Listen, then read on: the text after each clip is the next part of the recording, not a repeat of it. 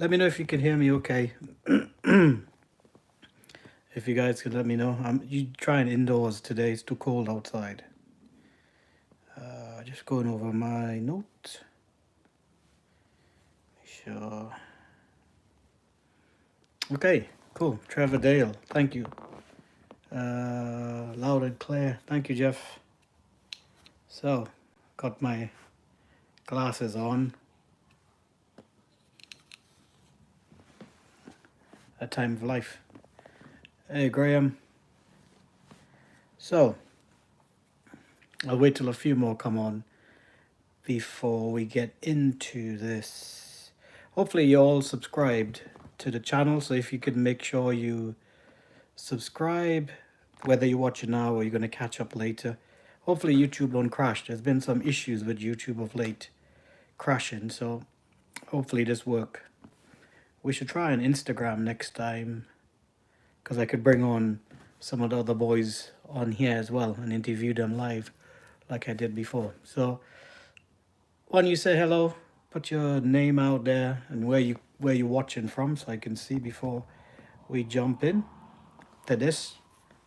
So if you could just quickly say hello and where you're looking from. Oh, Stephen, Tier 3 is in the house. Is it just Stephen or Stephen and Anthony? I don't know. Cambridgeshire. Oh, Cambridge Tier 3 too. It's funny how we know now, not by postcode, but by tiers that way. So from Bath, Treverdale, Bristol, Derby, all right up the road. Cheshire, Tier 2, wow. Plymouth, down south. Let me see now. Anybody else from Kent, right? Sweden, hello Sweden. Ashley, hello Ashley, Tier 4 Kent, yeah, I heard about that. Sorry about that. Swindon, oh, not so far. Oh, Mr. Steve Rummin, Tier 2, Jeff. Oldham, oh, I used to live in Huddersfield. I know Oldham Road. I don't know if I guess it leads to Oldham in that way. Can you hear me okay? Let me know. I don't have my AirPods in. So, Barnsley. Oh, home of Dickie Bird, famous umpire. You may not know who that is, or you may do. And Parkinson came from Barnsley as well. Okay, let's see if we got any more on here coming in before I start. Amsterdam. Hey, Dennis. Kent. A few guys from Kent. Dudley, Wiltshire. Phil. Hey, Phil. Hope you have your Rasta top on. I think it's the same, Phil. Not sure. Anyways. Lincolnshire? Louth in Lincolnshire? Louth? Yeah, I'm not in the filter house because it's too cold and noisy, and I don't have my microphone yet, so that's why I came in here. Ah, there you go. Phil is wearing his Rasta top. So, any of you want Rasta merch, do like Phil. Be like Phil. We should have one Rasta koi. Be like Phil. Because Phil bought his, he's able to help doing this there. So, okay, I'll make a start in that way. So maybe if a few of you could let me know, I'm just going to talk a little bit about treating flukes. I know a number of you, since I put out the last video on Rastakoi where I was treated for flukes, I've had so many PM that I couldn't answer them all.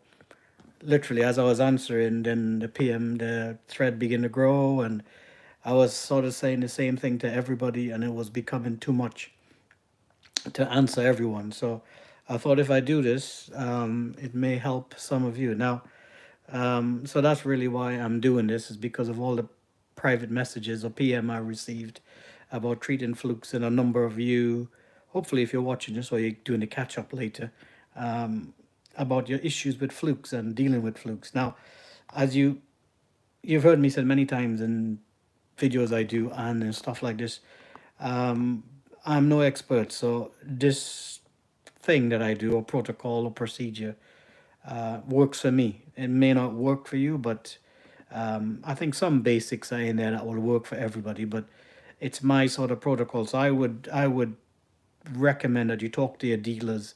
So whoever your dealer is that you use, talk to them and let them know where what your issues are and what you're dealing with, um, and stuff like that. Okay, so hopefully that works. If that makes sense, so talk to your dealer. It's not necessarily what I do, you should do, although some of it will work. Part of it I'm going to talk about pond hygiene. So, scrapes. Good thing about flukes is that if you have them, generally they're easy to see on a slide, because they tend to be big compared to other parasites that you would get. They tend to be a lot bigger, so they're easier to see. And most of the time, they tend to be moving a lot. Although sometimes you would just see the hooks. If you scrape before, sometimes you don't see the fluke. Sometimes you just see the hooks in the mucus sample. I'm sure you've seen that before. And generally, there's that two types of flukes. You'll have either your skin flukes or your gill flukes, in that way. And you could look them up, get all the Latin names for them, whatever you want to do. So the issue with getting flukes like I did, I haven't had it for a number of years, but it's a common issue when how everybody else gets it. That is, you bring a new fish into your pond, and that fish comes in with a parasite, and it then transmit that parasite to the rest of your pond. So, hence that, like I said in the video, next year's plan is to put a QT in. So any new fish, no matter where they come from, would go in the QT and stay there. Yeah, when I say QT, I mean quarantine. They would go into the quarantine or the QT and stay there for 6 to 8 weeks. But a number of guys don't have quarantine, and yes, I know everyone should have. And in the early days, I had two quarantines, and then when I moved with a water meter in a house and stuff like that, it was very difficult. So, there, believe it or not, there's a lot of hobbyists, even high-end hobbyists, who don't have a quarantine, because generally you could tend to deal with parasites easily enough. KHV is a different thing. I'm not going to talk about that because I have no authority in talking about KHV. So, just a few things to let you know in that way. So, when you do check in for flukes, make sure you scrape and you check the slides properly. I tend to, when I scrape underneath the peck, underneath by the gill, not inside the gill, but just underneath there, because sometimes you see them what's called sanding. That is, the fish are flashing, but sometimes they're sand on the bottom of the pond. That's the term for it. And it's because the flukes, sometimes they end up at the gill or what have you. So check the slides. When you check in the slides and you find flukes, or you find a fluke or a number of flukes, don't just stop there and think, right, I've got flukes, now I've got to treat. I know a hobbyist who did this many years ago, and he didn't realize he also had white spot. And having treat for flukes, white spot was multiplying. He was about 22 degrees, and he began to lose fish, not realizing he had white spot because he was treating for flukes, and he couldn't just start treating for white spot because he already put the fluke treatment in. So he had to wait till that sort of removed it from the system and then treated for white spot. So just because you find flukes does not mean you only have flukes. You could have flukes, you could have trichodina, you could have costia, and you could have white spot. Generally, flukes will irritate your fish, and if it goes rampant, it could cause lots of problems. But if you got flukes and white spot, for example, you want to tackle the white spot first and then treat the flukes afterwards. Or if you got costia and flukes, then you want to tackle it that way. That will be my advice. Again, talk to your dealer, but I'm sure your dealer would agree with that as well. Now, recently when I treated for flukes, the first time round, I got about 75%, I guess, or of the fish that I scraped didn't have it, and one or two of them did also have some flukes on them. So what I did was I revert back to how I used to do it back in the day. So I then scraped the fish, found flukes again after the first lot of treatment. I got in the very popular, because I haven't ever used it before, which was Learnex Pro. I know a lot of people have been talking about it, and I wanted to try it mainly because so many people use it. I know the active ingredients in there, so hence I didn't need to use it because I know what the ingredients were and what I use. It has some similar stuff in there. So anyhow, I got the Learnex Pro from Mr. Kitsukoi. I don't know if I saw you on here, and he kindly was on his way down to pick up fish from Heathrow. So we meet up and in a social distance way. That is, if you could social distance from Chris, if you know him. Anyhow, and so I used the Learnex Pro. I talked to him about it, mix it how he wanted it to be mixed, and then from then I then put it into the pond. Now, one of the things that I did, now he just use it in the pond directly. That's what Chris says. I mixed mine because I got praziquantel in there, so prazi is a pain to dissolve sometimes. And reading some documents about how you dissolve it, there were different recommendations to use. So I found a recommendation that would work with me, and I dissolve it. However, with Fluke, Learnex Pro, I found that it easily dissolved in a bucket of water, pond water. Don't put hot water, just pond water. Mix it a few times and then put it in. So for my pond, it was quite an expensive treatment because I needed a lot. Having a big pond, you need more treatment. Now, Learnex Pro worked brilliantly, I must say. It did rock the fish. It did do what it should have done. Now, one of the beauties that I have with my drum, now I run only, I know a number of you know this, but some of you may not, but I run only drum and showers. That's all I run. Well, recycle arrow and drum and showers. So one of the things I decided to do was to clean the drum out inside. So I shut everything down. This is before I put the treatment in. I shut everything down. I jet washed the drum. I gave it a good clean inside and out. If you ever do that, you would notice how much stuff get caught in the corner in the back of your drums. No matter the brand, I've had a top brand and I have a very good drum right now, and they all do the same thing. So I gave the drum a good clean. I also, with my drum, I've got a bypass, and it's one of the super easy ones. It's not like the ones you need a tool or anything like that. Just your hands. You pop these covers off, and it bypassed the drum. So I bypassed the drum. That was the advice from Mr. Kitsu.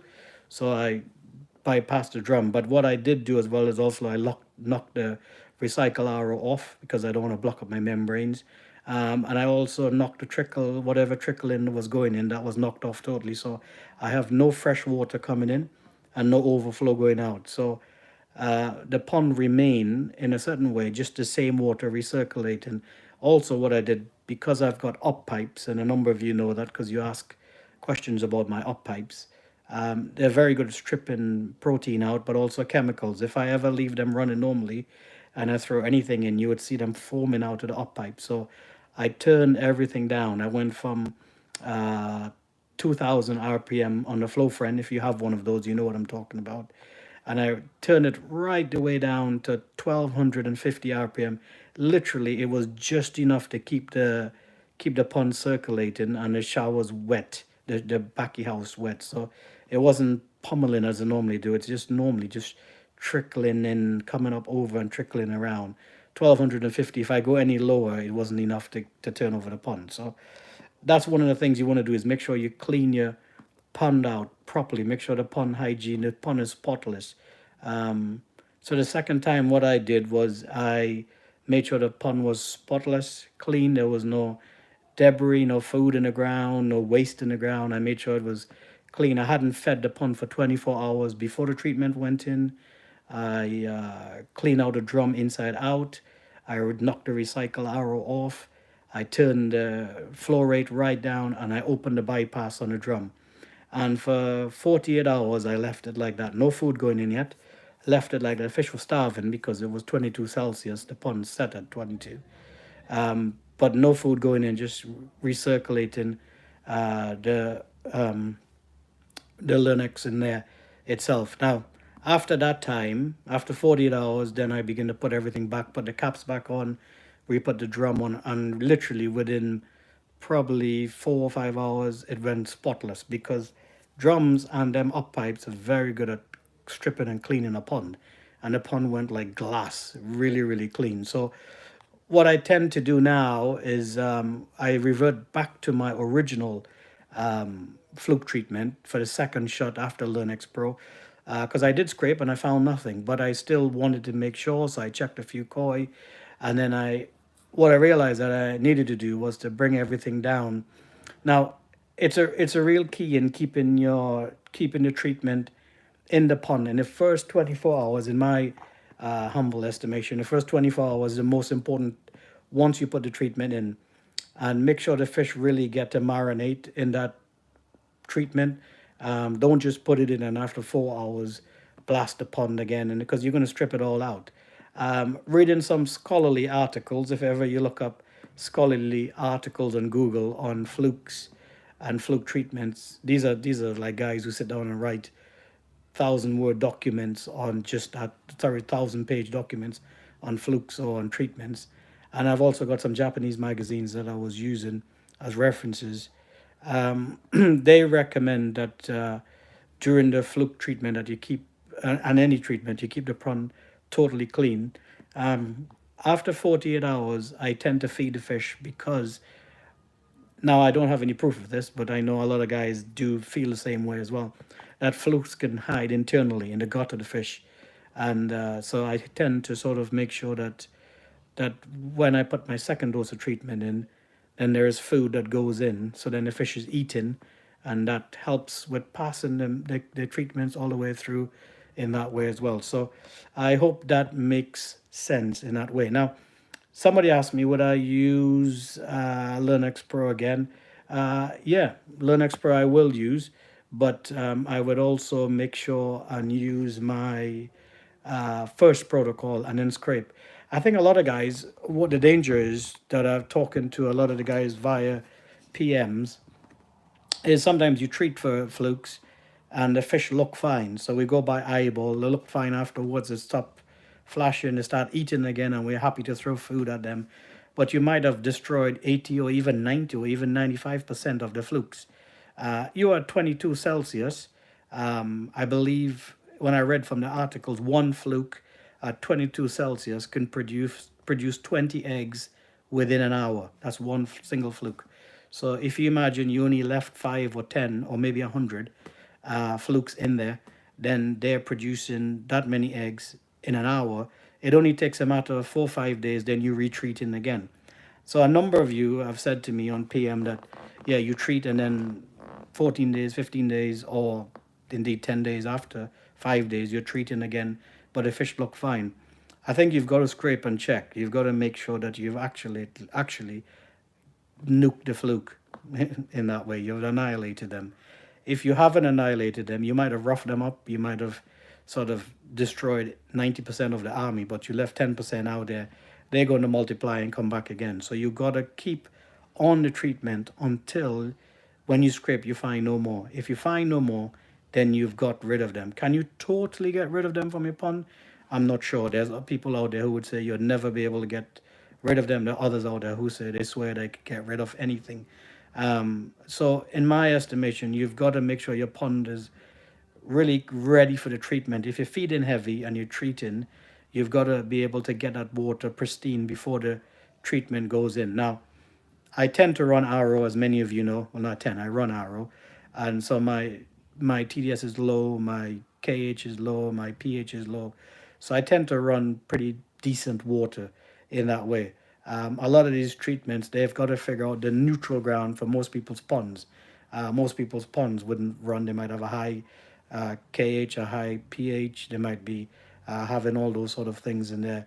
So I would make sure that your pond is clean and is ready before you throw the whatever treatment you use in. Now, like I said, make sure you talk to your dealer and find out which fluke treatment they're using and which one they recommend. But like I've been doing this now for a while, and I don't really have major battles with flukes. Of course, I do have to deal with it, like if I have anything else, but it's not a major battle. And I think really it's having that pond protocol where you get your pond ready for the treatment. You don't just find flukes and start treating instantly right away. You make sure you get the water ready, you get your pond clean, you could bypass your drum, you can do certain things, load the rate down, you can get the pond ready to receive the treatment. So in that way, when you put the treatment in, it is effective.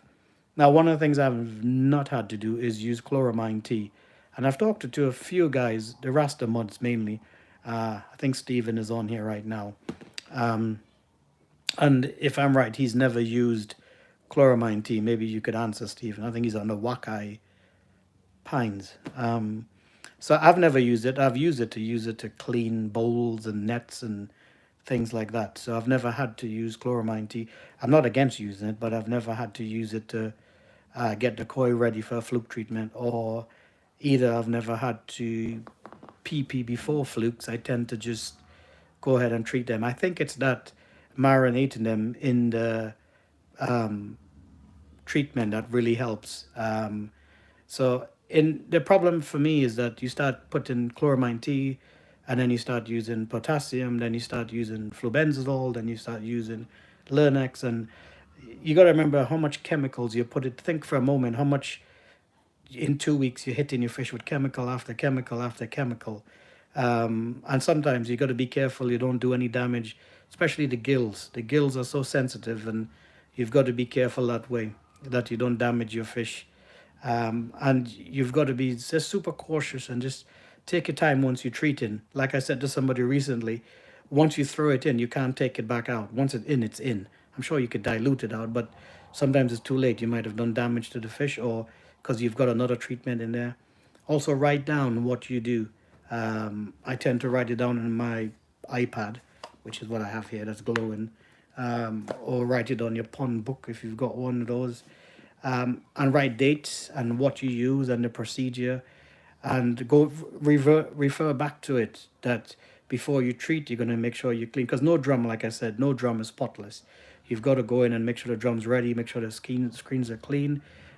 Perfect whirl is to bypass your drum. That's why I went for a red label this time. One of the many reasons is it's easy to bypass the drum, and it goes right through. It doesn't interfere with the actual drum itself. The chemicals goes all the way right through. It gets a good soak in there. And that first 24 hours, like I said, is very important to when you started treating the fish, that they get a good soak or marinade in that chemical. I know of one guy or a few guys who I have respect for and how they do their fish. They tend to shut their system down for a couple of hours when they put the treatment in, so the fish sort of stays in there, and then after a few hours they would fire it back up and run it that way. I tend to just lower everything down, slow down the turnover rate, and bypass the drum totally, and leave them in that thing to sit for a while. So for me, after doing what I just explained, and then I scraped and I scraped, I can't find any. Like I scraped, bar lifting out every fish, I scraped about probably 88% of the fish in my pond, and all of them were clear. They had nothing on them. So that's generally a sign that you've got it, that you've got rid of them. That don't mean you've totally got rid of them, because obviously whatever parasite you find is only on that slide. And I don't just use one slide per fish. I tend to take 4 samples, 3 to 4. Now I'm doing four samples from the fish. So I do one by the dorsal fin, one by the anal fin, one by the ball peck, and one around the gill area. Not going into the gill, but around the gill area. So each fish, I would take 4 samples there. And but like I said, I don't shut my system down, because it's cold outside and the temperature drop and might affect different things. So I tend to just slow it right the way down. But the beauty is having a drum that has a bypass on it means that you could do that without having to shut your system totally down.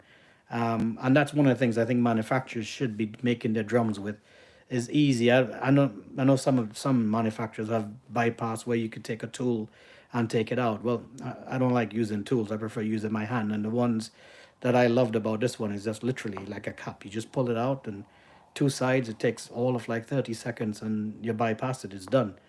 And that makes a massive difference. You may not know it, but it makes a massive difference that you could bypass your drum. So if you're looking for a drum in the market now, try to get one that has a bypass. It's not the main reason, but it's probably a good way to do it. Or see if you could bypass your drum itself for a bit, and then being able to do it after a while. But remember, flukes, they do lay eggs and they do become free swimming. So whatever, and other parasites, and wherever they can hide in your system, they will. So a pond hygiene, generally having a good pond hygiene, is really important, making sure things are clear and clean in that way.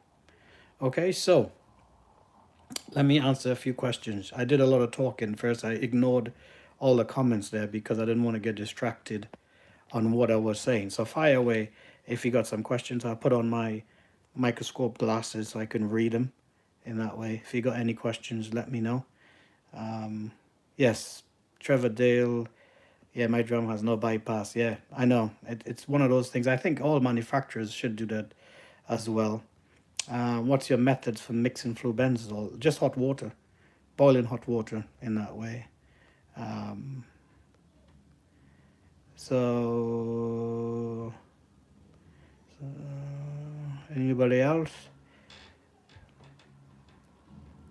Hey, Philip, David. Yeah. So if anybody has any other question, let me know. Um, like I said, I've been talking to a lot of the guys. Here you go. Chip, what is your other treatment after Learnex Pro? If you send me a message, Jeff, if you send me a message on Messenger, I'll let you know as well. But it's a flubenzenol base stuff that I use as well to treat as well. It's you could get it via the vets. You need a prescription to get it. So I have a vet prescription that allows me to get it. It's in Duncan's book. I think Jeff, you should know what I'm talking about. You've been around the block a few times. You should know in that way. But that's always worked for me, and I tend to just mix it in boiling hot water, mix it in a jug of water. And again, a few hobbyists that I know use it that way, and it works fine for them. It's literally it's only this last week I've ever used anything different, and I wanted to try Learnex Pro for myself. Um, I know Kashiri does their own treatment. They brought out something called Kashiri P or Fluke P in that way, and I did the sort of the calculations on there, and they do have Prazi in there that's pre-mixed, but they also have not enough flubanol, I think. And I do. The problem is, um, sorry, Jeff. Um, uh, you made me lost my thought now. They do have Prazi in there, but I don't think they have enough flubenzenol, and it's the mixture of getting it right. Also, personally, I don't like pre-mixed stuff, so I never use pre-mixed formalin malachite. If you ever buy formalin malachite and they do pre-mixed bottles, I stay away from them. I bet you buy the malachite or the formalin. I don't buy the premix. So I saw Kashiri's doing it. I'm not knocking their product, but I've talked to a few other high level hobbyists that I have respect for, and they don't rate it as well. Here's an interesting question. Do you stick to the recommended doses of Learnex Pro, or do you slightly overdose? When I did it, Matthew, I thought you went around. When I did it, I stick to the dose. So whatever dose I needed, I think because of my size of pond, I needed almost two big bottles, but a bottle and a half, I think, 1477 milliliters of the crystals I needed, that mix in a thing, and that's what I put in. I didn't put any extra in, and then uh, 4 days later, because I was at 22 Celsius, I put half a dose back in again. I used up the two tubs in that way.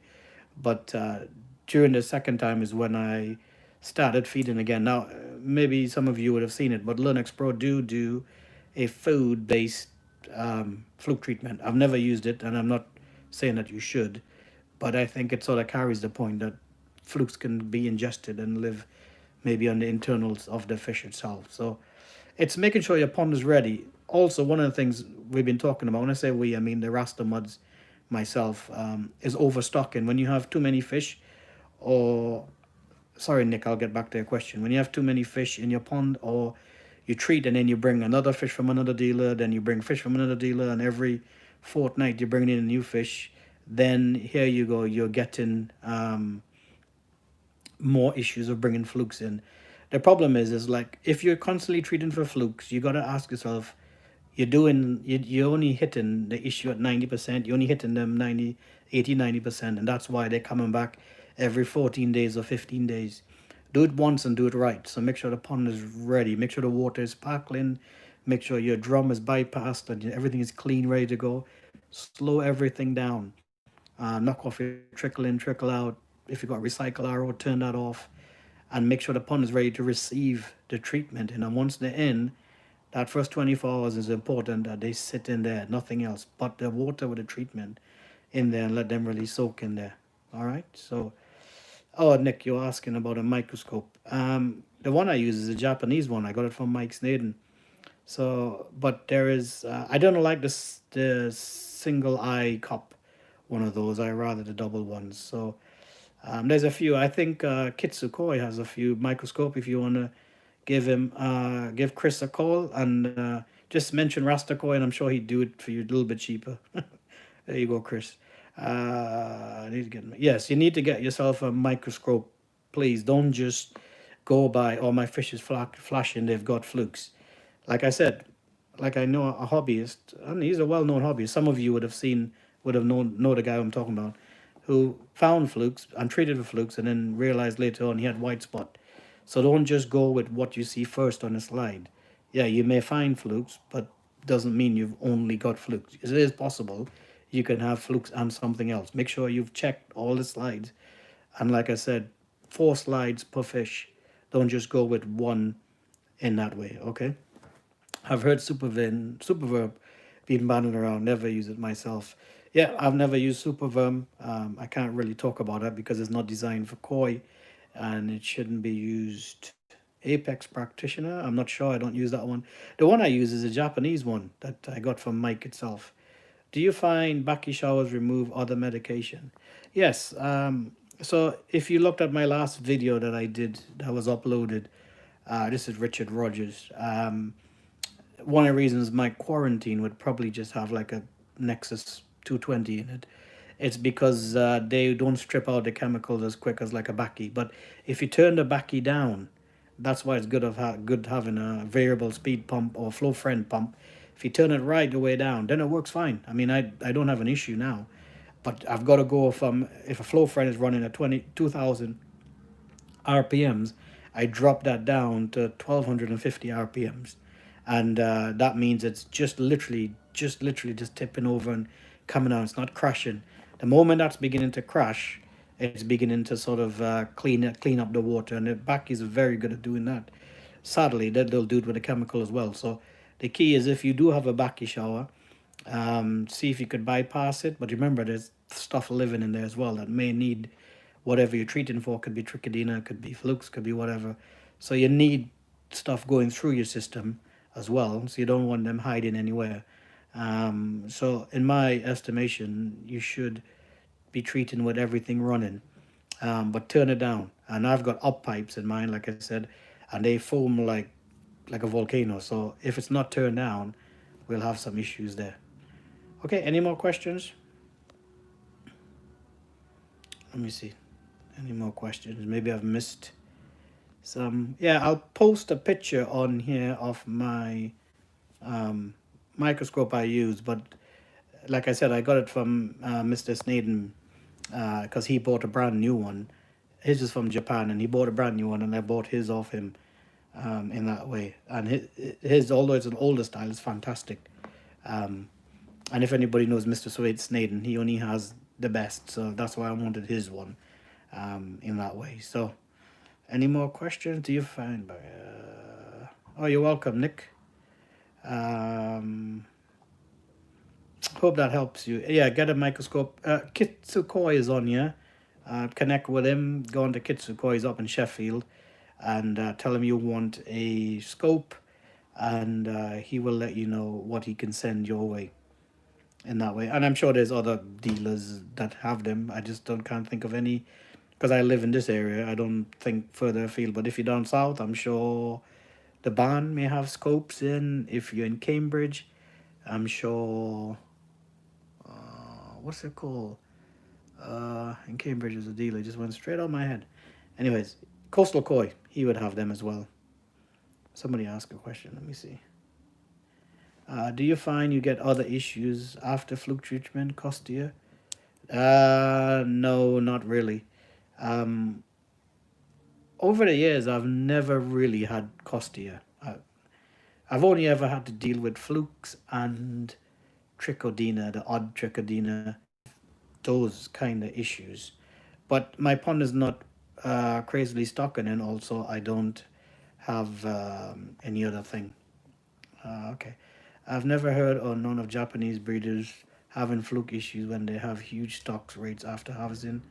Do you think it's because they keep the harvest in salt? They don't always keep them in salt, Jeff. And then also they use something else when they come back out of harvest, some of the breeders I know, you probably know a lot more than I do, Jeff. But they do use something else mixed in that is banned in the UK, which deals with flukes and also any like fish lice, things like that. So, but that substance is banned in the UK. You can't use that here.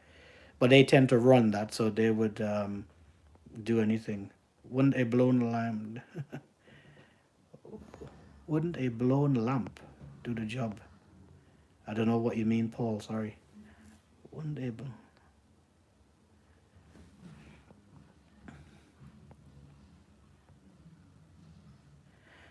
Yeah, Matthew, you answered your own question, but depends on temperature. But like I said, I don't really go by eyeball. I scrape and I scrape. Okay. Let's see here. Yeah, it's not carcinogenic necessarily. That one is something I forgot the term for it. Begins with T, but it's to do with nervous systems and stuff like that. But it's a banned substance in the UK. You can't have it at all. Oh, hello, Colorado. You have a 17,000 gallon pond. Two lakes, ducks visit my pond. I get flukes using. I know I'm using. Oh, okay. I thought you were using wires to get rid of the flukes. I thought, how are you doing that? Yeah, if you got animals visiting your pond, I had this summer racing pigeons, like proper racing pigeons, that would, with the rings on their feet, come in to have a drink at the pond. And it didn't really bother me so much, but I didn't tend to see any issues from it. But yeah, if you got ducks, they're different. Racing pigeons sort of stop on the wall and push their head in a drink.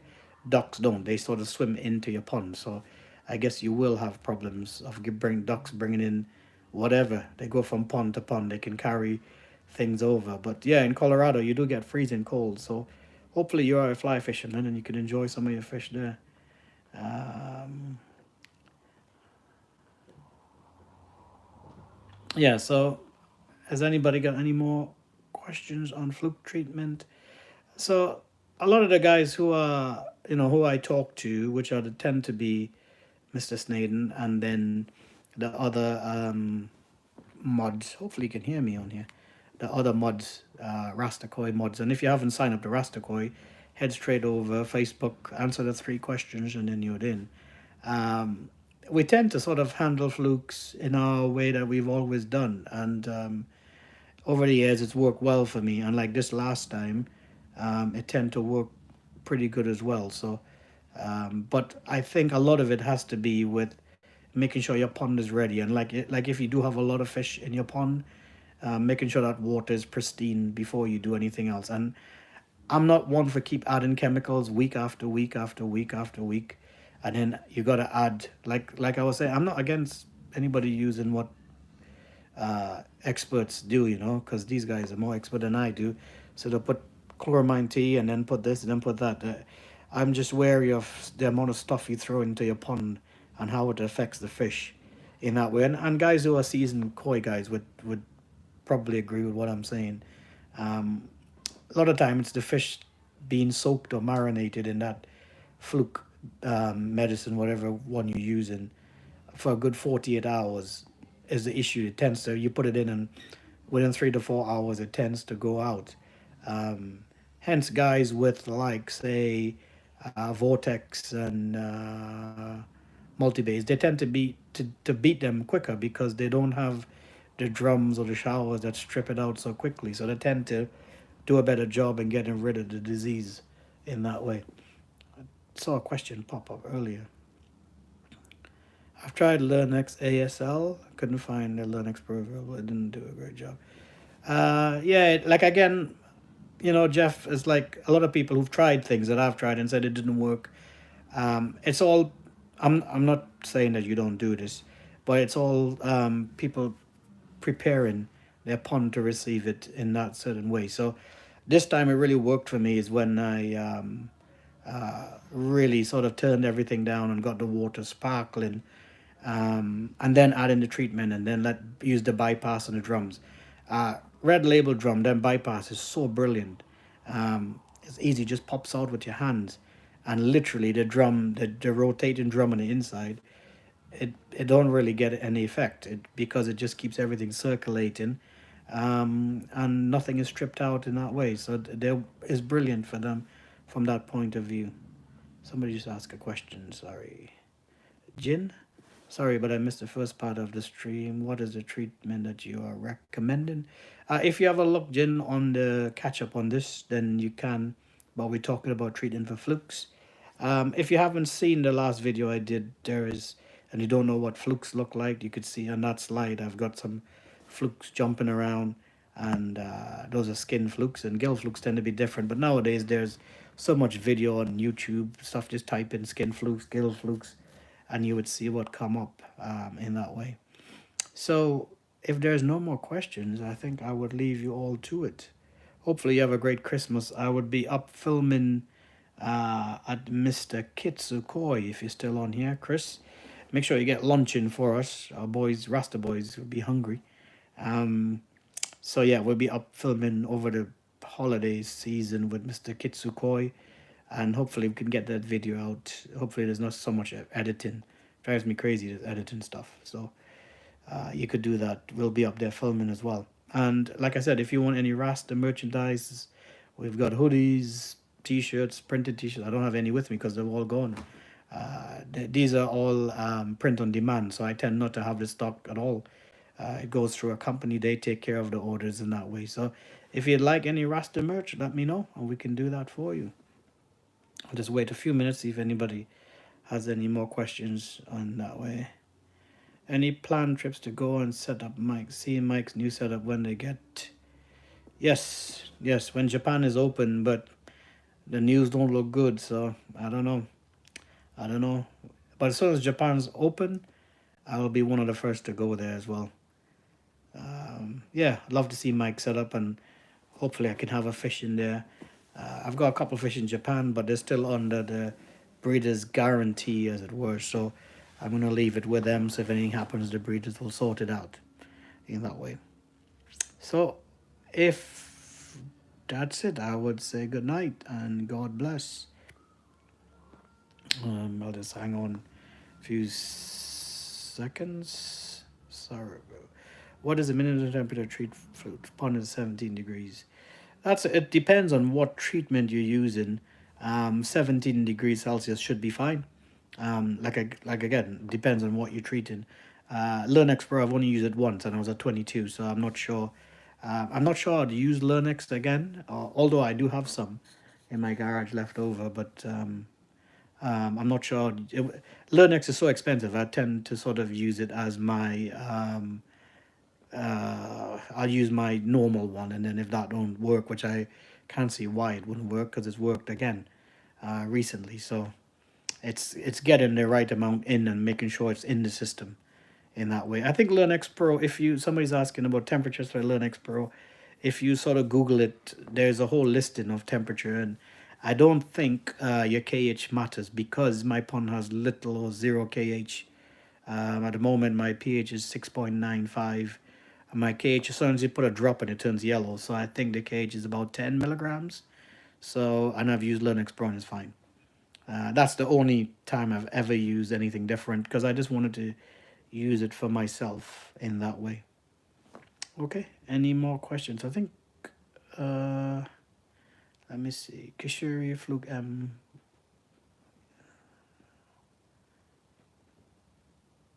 Yeah, so Phil, if Kishuri, Fluke M work for you, then go for it, you know. Like I said, it's trying whatever. We'll talk to your dealer. Are you going to Japan next year? I'm hoping to get my hot rod truck out of the garage. Wayne, I'm not sure if I'm going to Japan. I'd love to go. It depends on whether Japan lets us in at the moment because of this new variant strain. It looks like a lot of countries don't want the UK there for some reason. Anyhow, maybe the vaccine would open up a door and we'll get in. But as soon as it would allow us to fly, I will be going to Japan. I've got other countries to go to for work-related stuff. So, yeah, I will go to Japan again. Do you think that a green finish on the walls of your pond does better for the fish colors?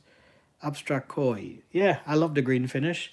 A lot of the place I buy my fish from in Japan had the green finish on there, and then also my plecos tend to keep it green in that way. So um, I'm surprised no one is. Oh, someone's asking about the plecos. Most people are more interested in plecos than koi. Like I keep saying, you should start keeping plecos. Get rid of the koi. Start keeping plecos. Your life would be easier. Um, where did you get the plecos? That's the Greek version of plecos. Where did you get your plecos from? What temperature do you keep the pond at?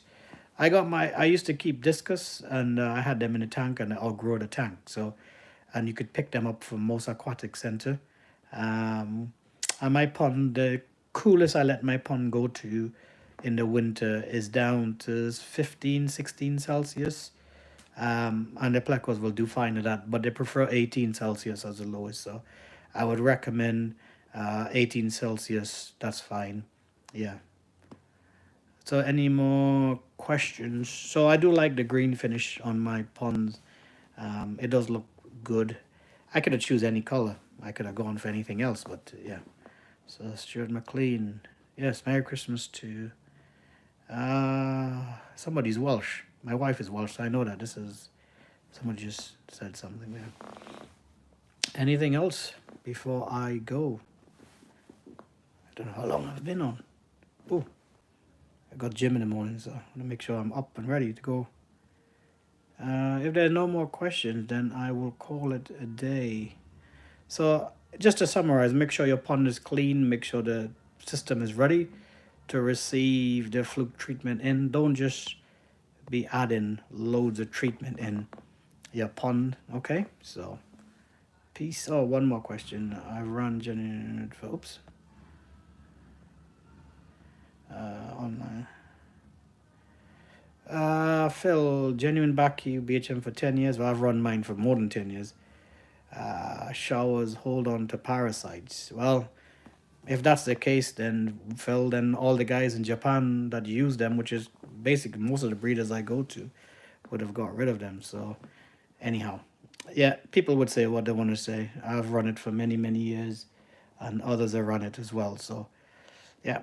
Okay, well, I think we'll call it a night. Hopefully that helps you all in that way. And like I said, if you want some Rasta merch, send me a PM on Facebook or on Instagram. Follow us on Instagram, Rastakoi at Instagram or Facebook, and then we could send some merch over your way. But that's it from tonight. Good night. God bless.